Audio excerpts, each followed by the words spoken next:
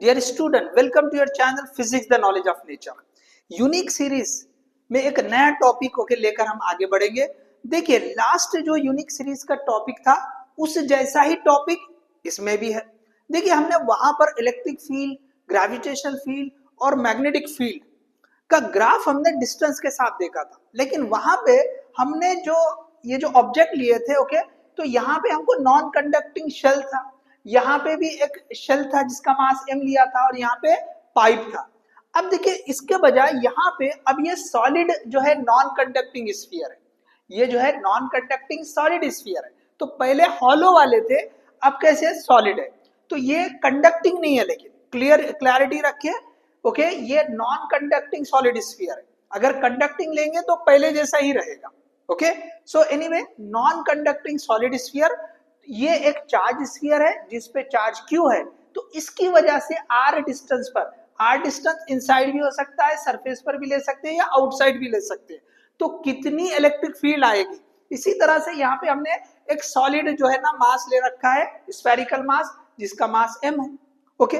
अब इसकी वजह से ग्रेविटेशनल फील्ड r डिस्टेंस पे कितने आएगी, उसका ग्राफ किस तरह का बनेगा। इसी तरह से हमने ये जो है ना सॉलिड, ओके, सिलिंड्रिकल जो है हमने कंडक्टर लिया, सॉलिड है, अब ये हॉलो नहीं है, तो इसकी वजह से जो मैग्नेटिक फील्ड आएगी r डिस्टेंस पर कितनी होगी और उसका ग्राफ किस तरह का आएगा। तो देखिए, ये तीनों एक ही सिनारियो है, जैसे हमने हॉलो के लिए देखा था कि भी एक जैसा ग्राफ आता है, तो यहां पर भी इन तीनों के लिए ग्राफ एक जैसा रहेगा। जब चार्ज की बात करेंगे तो इलेक्ट्रिक फील्ड आएगी, जब हम मास की बात करेंगे तो ग्रेविटेशनल फील्ड आएगी, जब हम करंट कैरिंग कंडक्टर की बात करेंगे तो मैग्नेटिक फील्ड आएगी। तो हर एक में क्या होता है, देखो, आउटसाइड के लिए तो एग्जैक्टली सेम है, जैसे हमने जो है हॉलो वाले केस में पढ़ा था, सरफेस या फिर आउटसाइड, उसमें कोई फर्क नहीं। देखो, ये ऐसा ग्राफ था, वो यहाँ पे 0 आता था, तो ये आगे का पोर्शन एग्जैक्टली वैसे है, सिर्फ फर्क इनसाइड का है। तो इनसाइड में क्या होता है कि जो इलेक्ट्रिक फील्ड होती है यहाँ पे इनसाइड, अगर हम चेक करेंगे, it is directly proportional to distance, E is directly proportional to R। तो डायरेक्टली प्रोपोर्शनल मतलब ग्राफ किस तरह का होगा, स्ट्रेट लाइन आएगी। तो हम यहां से लेके ये इनसाइड वाला जो हिस्सा है, दिस इज इनसाइड पार्ट, सो हमको एक स्ट्रेट लाइन आएगी। तो एग्जैक्टली अगर हम बात करेंगे, ओके, ग्रेविटेशनल फील्ड की, तो ये एक सॉलिड स्फीयर है जिसका मास m है, तो इसके अंदर इनसाइड, ओके, सेंटर से आगे ये वाला डिस्टेंस, इसको हमने r बोल दिया, ओके। तो यहां पर भी वही केस होता है कि जो ग्रेविटेशनल फील्ड होती है inside the sphere, it is directly proportional to r। देखो, इनसाइड की बात करें, this is applicable only for inside. Outside के लिए it is directly inversely proportional to r square होता है। यहाँ पे अगर हम देखो, here also you can see this one, here also you can see it is inversely proportional to r। लेकिन इनसाइड की बात करेंगे तो डायरेक्टली प्रोपोर्शनलिटी है। तो आप ग्राफ को जहन में रखें कि ग्राफ किस तरह का है।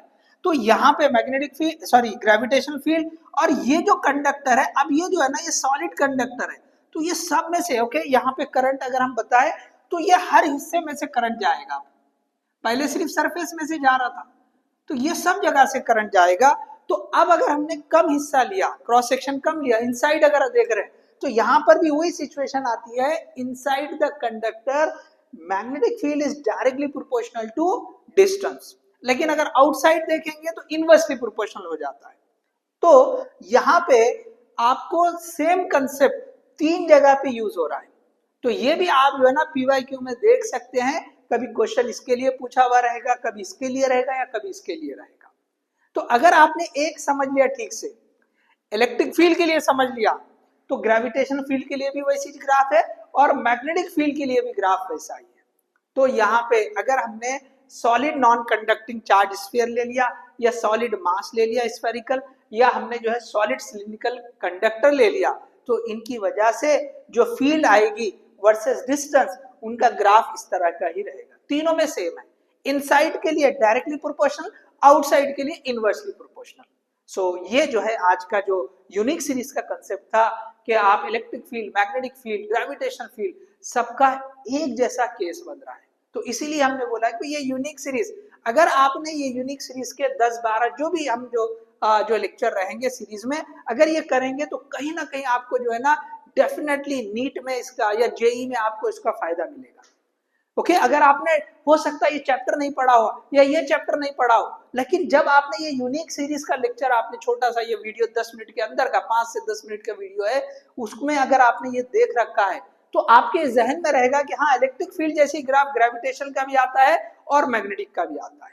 So hope you understood this one. Okay, thank you, all the best.